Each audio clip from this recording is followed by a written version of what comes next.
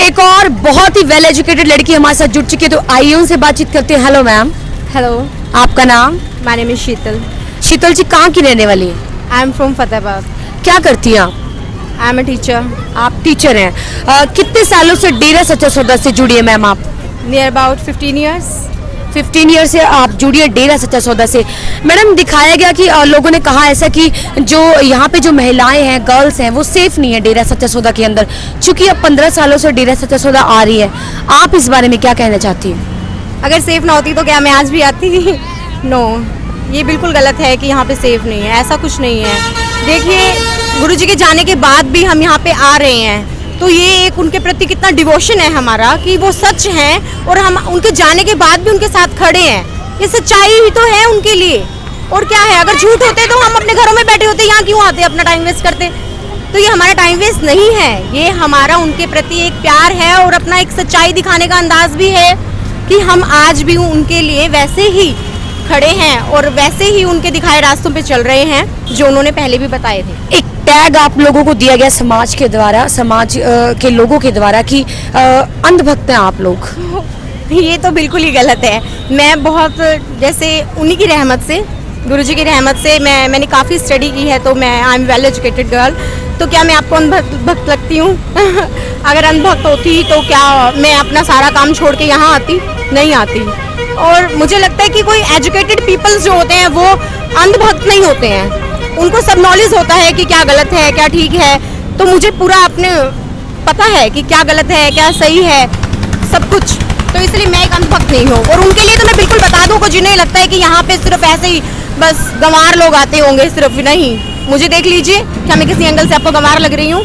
नहीं ना। तो ये मैं तो एक छोटा सा एक एग्जाम्पल हूँ। और भी बहुत सी ऐसी वेल एजुकेटेड गर्ल्स हैं जो यहाँ पे आती हैं और अपना टाइम हम यहाँ पे इसलिए देते हैं क्योंकि उन्होंने हमें दुनिया के अच्छे अच्छे काम करने सिखाए हैं। ब्लड डोनेशन, ट्री प्लांटेशन, सब उन्होंने सिखाया है। तो इसीलिए हम आते हैं। और बहुत सी ऐसी चीज़ें जो उनके गुरुमंत्र लेने से हमें बहुत लाइफ में चेंजेस आए हैं। देख ही सकते हैं कि मैंने MA, DEd, BEd, M.Ed किया है और सब उनके कहने पे, उनके बताए हुए रास्ते। आप कह रहे कि आपने उनकी मोटिवेशन से ऐसा किया? उनके मोटिवेशन में। तो मैडम जैसे आप कह रही हैं कि उनके मोटिवेशन से आपने आगे इतनी स्टडी कंटिन्यू की, आप वेल एजुकेटेड हैं, तो उन लोगों को आप क्या मैसेज देना चाहती हैं जो कभी डेरा सच्चा सौदा आए नहीं और जो डेरा सच्चा सौदा के बारे में बुरा बोलते हैं, गलत बोलते हैं? एटलीस्ट आप एक बार आओ तो सही, देखो तो सही क्या है। वहाँ बैठे बैठे, घरों में बैठे बैठे तो किसी के बारे में कुछ भी हम बोल देंगे तो वो ठीक नहीं है। और जैसे कि मीडिया को होना चाहिए कि हमारे देश को ऊपर उठाएं, अच्छे काम दिखाएं। गुरुजी ने इतने अच्छे काम किए, वो उन्होंने कभी नहीं दिखाए। कभी भी उन्होंने नहीं दिखाया कि इतने ट्री प्लांटेशन हो रहे हैं, इतने ब्लड डोनेशन हो रहे हैं और इतनी वैश्याओं को गुरुजी ने अपनी बेटियां बना के उनकी जिंदगी को सुधारा है। उल्टा उन्हीं पे इतने गंदे गंदे इल्जाम लगाए हैं। बाबा जी नहीं है समाज में, तो क्या कोई समाज में बदलाव आया?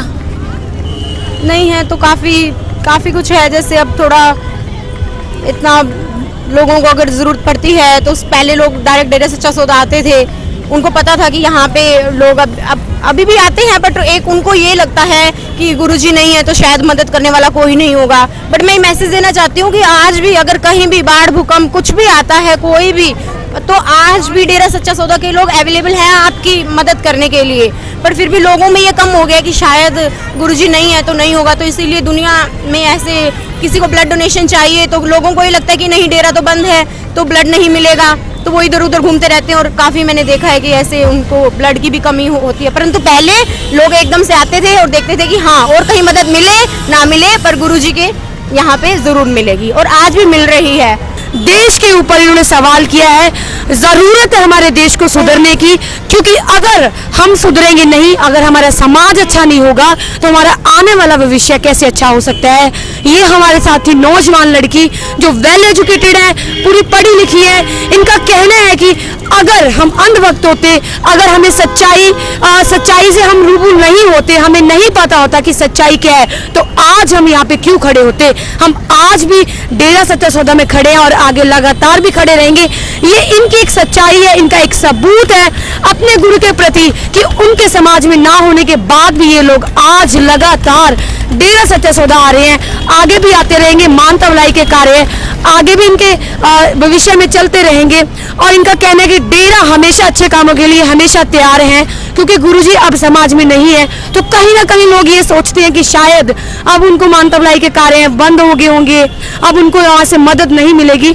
तो इनका कहना है कि उन लोगों को रिक्वेस्ट है कि जिनको भी ज़रूरत है, डेरा सच्चा सौदा उनकी सेवा के लिए आज भी तैयार है, आज भी अवेलेबल है। आप आइए, देखिए, जानिए डेरा सच्चा सौदा के बारे में कि क्या है सच्चाई डेरा सच्चा सौदा की।